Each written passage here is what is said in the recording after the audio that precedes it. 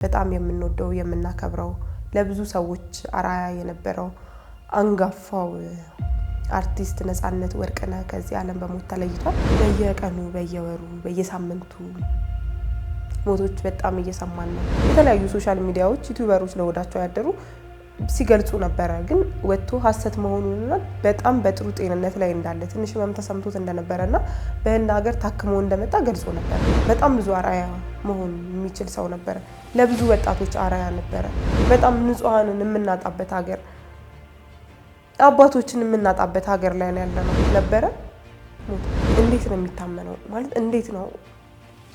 አንዳንድ ሞቶች ነገን እንዳንናፍቅ ነው የሚያደርጉ። የክርስቶስ ሰላም ለሀገራችን ቸርነቱ ለሕዝባችን ይሁን። እንደምሰንብታችኋል። ይህ ደረጀ ዘወይንዬ ሚዲያ ነው። በሚዲያችን ሀገራዊ፣ ታሪካዊ፣ ሃይማኖታዊ፣ ባህላዊ፣ ወቅታዊ ጉዳዮችና ሌሎችም ይቀርባሉ። አብራችሁን በመሆናችሁ ታተርፋላችሁ። ለሌሎች በማካፈል ቤተሰባዊነትን ያጠናክሩ። መልካም ቆይታ ይሁንላችሁ። ሰላም ጤና ይስጥልኝ። ወደ መምህር ደረጀ ዘወይንዬ ቤተሰቦቻችን እንደምን አላችሁ? ዛሬም እንደተለመደው እንግዲህ በወቅታዊ ጉዳይ እዚህ ስቱዲዮ ተገኝተናል። የዛሬ ርዕሰ ጉዳያችን የሚሆነው እጅግ በጣም አሳዛኝ ልብ የሚነካ ዜና ነው። በጣም የምንወደው የምናከብረው ለብዙ ሰዎች አራያ የነበረው አንጋፋው አርቲስት ነፃነት ወርቅነህ ከዚህ ዓለም በሞት ተለይቷል። በየቀኑ በየወሩ በየሳምንቱ ሞቶች በጣም እየሰማን ነው። ሞቶች እንደ ቀልድ እየሰማን ነው። ታሞ አስታምሜው ነው ያረፈው የሚሉ ዜናዎችን ሳይሆን ድንገተኛ ሞቶችን እየሰማን ነው። ከዚህ የዛሬ ወር አካባቢ እናስታውሳለን ኮሜዲያን ወንድወሰን በድንገተኛ ሞት ነው ያጣነውና ታዋቂ ሰዎችን በጣም በድንገተኛ ሞት እያጣናቸው ነው።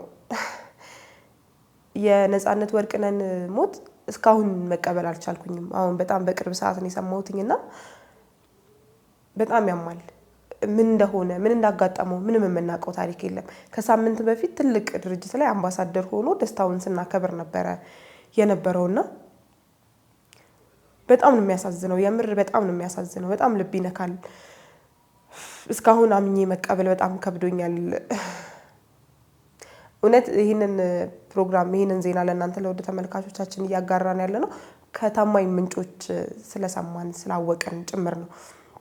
እንደምታወሰው እንግዲህ ከ3 ወር በፊት እርግጠኛ አይደለሁም ከ3-4 ወር በፊት በህንድ ሀገር ሕክምና አድርጎ ተመልሶ ነበር። የዛን ሰሞን እንደውም ሞተ የሚል ዜናዎችን የተለያዩ ሶሻል ሚዲያዎች ዩቲዩበሮች ለወዳቸው ያደሩ ሲገልጹ ነበር ግን ወጥቶ ሐሰት መሆኑንና በጣም በጥሩ ጤንነት ላይ እንዳለ ትንሽ ህመም ተሰምቶት እንደነበረና በህንድ ሀገር ታክሞ እንደመጣ ገልጾ ነበር።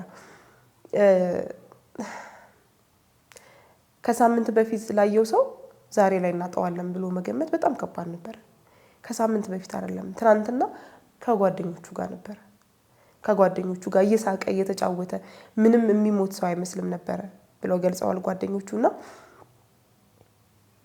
ምን ሰዓት ምን ቀን ወደ ፈጣሪያችን እንደምንጠራ እናውቀው። በጣም ትሁት ጨዋ እሱ ባለበት ፈገግታ የማይጠፋ በጣም ድንቅ ተዋናይ ነበር። ከተዋናይነትም አልፎ በታላቁ ኢቢኤስ ቴሌቪዥን ጣቢያ ላይ ሆስት ነበረ። ከኢቢኤስም ውጪ ሀገሬ ቲቪ ላይ የተለያዩ ቲቪዎች ላይ ሆስት ሲያደርግ ነበር። በተለይ በቤተሰብ ጨዋታ ኢቢኤስ ላይ ባለው ማለት ነው በቤተሰብ ጨዋታ የምናውቀው ድንቅ ሰው ነው። በቃ በስማ በጣም አዛኝ ነበር። እውነት ስለሱ ለመናገር እጅግ በጣም ቃላቶች ያጥሩኛል። እጅግ በጣም ብዙ አራያ መሆን የሚችል ሰው ነበር። ለብዙ ወጣቶች አራያ ነበር። መታወቅ እንዲታበይ ያላደረገው ሰው ነበረ ብሎ ማውራት እንዲቀልድ ይሆናል ብዬ አንድም ቀን አስቤ አላውቅም። በተለይ የምናውቃቸው የቅርባችን የሚመስሉንን ሰዎች ደግሞ ማጣት ሲሆን እጅግ በጣም ያማል። ኢትዮጵያ ሀዘን ብርቁ አይደለም። በቀን እልፍ ሰዎች ይገደላሉ። እልፍ ሰዎች የምናጣበት ሀገር፣ በጣም ንጹሃንን የምናጣበት ሀገር፣ አባቶችን የምናጣበት ሀገር ላይ ያለነው ግን እንደዚህ የቅርብ በቃ የራሳችን ወንድሞቻችን እህቶቻችን ይመስሉናል አይደለ? አርቲስቶች በተለይ በየቀኑ ስናያቸው የቅርባችን አብሮ አደጎቻችን አብረውን ያሉ ሰዎች ነው የሚመስሉንና እንደነዚህ አይነት ሰዎችን ማጣት እጅግ በጣም ያማል። በተለይ ለብዙ ወጣቶች አራያ የሆነን ሰው ማጣት ደግሞ በጣም ልብ ይሰብራል።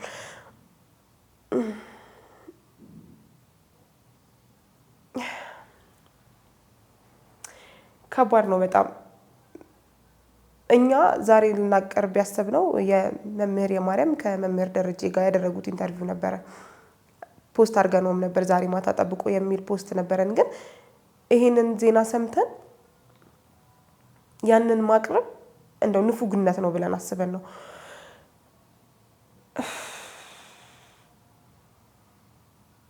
አንድ ሰው ከመሞቱ በፊት ማስታመም፣ ትልቅ ሰው መሆን፣ አይ አርጅቷል በቃ ኖሯል ሲባል እጅግ በጣም ደስ ይላል። አይ አስታምሜው 2 ወርም 3 ወርም እንደው 1-2 ቀንም ቢሆን ማስታመምን የመሰለ ደስ የሚል ነገር የለም። ሁሉም አላፊ ነው፣ ሁሉም ሟች ነው። ግን ከጊዜያት ወደዚህ ሰዎች ድንገት ነው የምናጣቸው። ምክንያታቸውን ሁሉ አናውቅም። የኮሜዲያን ወንድሰንን ማስታወስ በቂ ነበረ፣ ሞተ። አሁንም ነፃነት ወርቅነህ እንደዛ ነው የሆነው። ነበረ፣ ሞተ። ሞት በዚህ ልክ እኔ እንጃ። ዛሬ በጣም ትልቅ ነገር ነው የተማርኩት። ሞት ፊት ለፊታችን እንደሆነ በየትኛው ደቂቃ በየትኛው ሰከንድ ሊወስደን እንደምንችል አናውቅም። ይሄ ሰው እንግዲህ ተስፋ ነበረው። ይሄ ሰው ነገን አስቦ ነበረ። ከሳምንት በፊት ያደረገው የአምባሳደርነት ፊርማ ላይ ለረጅም ጊዜ የሚቆይ ነበር። እንግዲህ በተስፋ ነው በጣም ብዙ ነገሮችን እሰራለሁ፣ ትልልቅ ኤንጂኦዎችን አቋቁማለሁ፣ ወጣቶችን እረዳለሁ፣ ያልበቁትን አበቃለሁ፣ ከኔ የሚሆነው ነገርን ሁሉ አደርጋለሁ እያለ በጣም በትልቅ ተስፋ ነው ሲኖር የነበረው።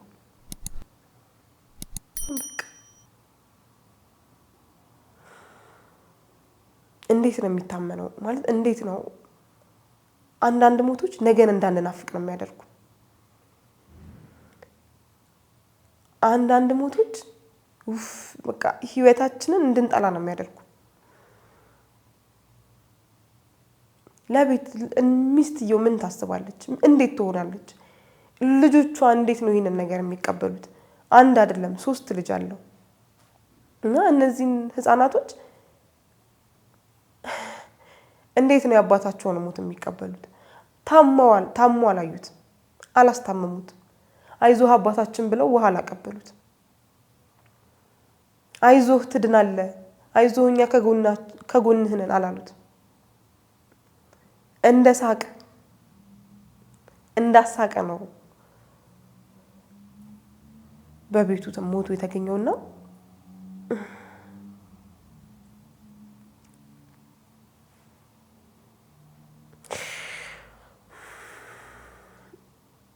እንደው ሁላችንም ወደዛው ነን። ሁላችንም ማናችንም አንቀርም። ወደ እግዚአብሔር የምንሄድበት አንዱ መንገድ ነው። ግን የማይለመድ ነገር ነው ሞት። በቃ ሞት መቼም ልንለምደው የማንችለው ነገር ነው።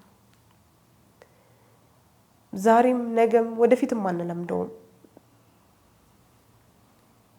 በተለይ የቅርባችን ሰው ሲሆን ደግሞ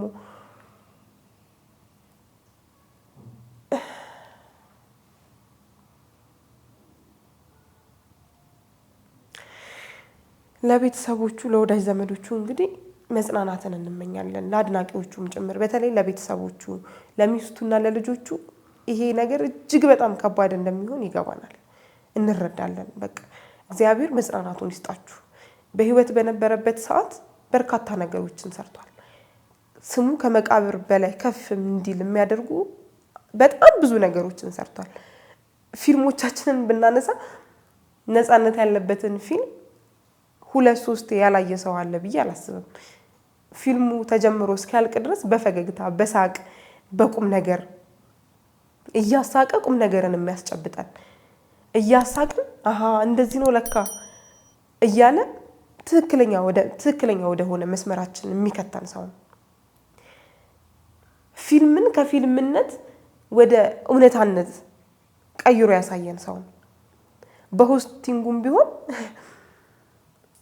የቤተሰብ ጨዋታን ሰው ሲያይ በፈገግታ ጀምሮ በፈገግታ ነው የሚጨርሰው። የማይሰለች ሰው ነው። ቀን ሙሉ ቢታይ የማይሰለች ሰው ነው። አንሰለቸውም ነበር።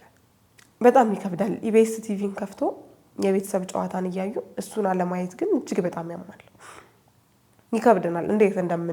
እንዴት ልንለምደው እንደምንችል አላውቀውም። ይሄ ሞት የማንን ሞት? የእሱ እልፈተ ሞት እንግዲህ የታሪኩ ባባን እልፈተ ሞትን ያስታውሰኝ። ነፃነት ወርቅነህም ከዛሬ 3 ወር በፊት እንግዲህ በህንድ ሀገር ታክሞ እንደመጣ መረጃውን ሰጥቻቸዋለሁኝ። ጸበል ብሄድና ወደ ጸበል ብሄድ ወደ ቤተ ክርስቲያን ብጠጋ እያለ ሲመኝ ነበረ። ለቅርቡ ላሉ ሰዎች ሲናገር ነበረ። ትንሽ ብረጋጋ ጸበል ብሄድ እያለ ነበረ እና እንደው እግዚአብሔር ይህንን የልቡን መሻት አይቶ ነገሮች ተስተካክለው በቃ ብሎት ይሆናል የጠራው። እኛ በፈጣሪ ስራ አንገባም። ያው ሰው ስለሆንን እንደ ሰውኛ እናዝናለን። የሆነን ሰው ካጠገባችን ስናጣ ዓለም ሁሉ የተደፋብን እኛ ቤት ብቻ ሀዘን የገባ ይመስለናልና እንደው ለአድናቂዎቹም ለወዳጅ ዘመዶቹም በተለይ ለሚስትና ለልጆቹ መጽናናትን እንመኛለን። ውድ ተመልካቾቻችን እንግዲህ የነበረን ቆይታ ይህንን ይመስል ነበረ።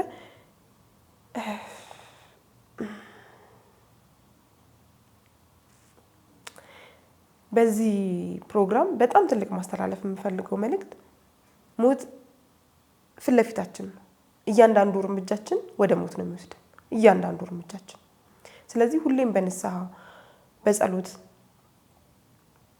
ከእግዚአብሔር ጋር መቅረብ እንዳለብን ነው። በቃ የይሄኛው ሞት የኮሜዲያን ወንደሰን ሞት ያስተማረንና እባካችሁ በቃ ነገሮችን ሁሉ ለእግዚአብሔር ትተን ህይወታችን ላይ እርፍ የምንልበት እግዚአብሔርን የምናመሰግንበት ተመስገን የምንልበት ለሁሉም ጥሩ አራያ የምንሆንበት ሁላችንም በቤታችን አራያዎች ነን። እናት ለልጆቿ፣ አባት ለልጆቹ፣ እህት ወንድም ለታናናሾቹ ሁላችንም ብቻ እኛን የሚያይ አንድም ሁለትም ሰው አለና መልካም አራያ ሆነን መልካም ስራዎችን እየሰራን እንደው የሰማይ ቤታችንን ብናሳምር ብዬ አስባለሁ። ለዛሬ የነበረን ቆይታ ይህንን ይመስል ነበረ። አብራችሁን ስለነበራችሁ እጅግ በጣም እናመሰግናለን። ቸር ቆዩልን። እኛ በትላንትናና በነገ መካከል ያለን ዛሬ ነን። ዛሬ ላይ ሆነን ነገን በበጎ ነገር እንገንባ። ነገ አዲስ ቀን ነው፣ ቀኑም ደግሞ ደስ ይላል። ደረጀ ዘወይንዬ ሚዲያ፣ ኢትዮጵያዊ ማንነት።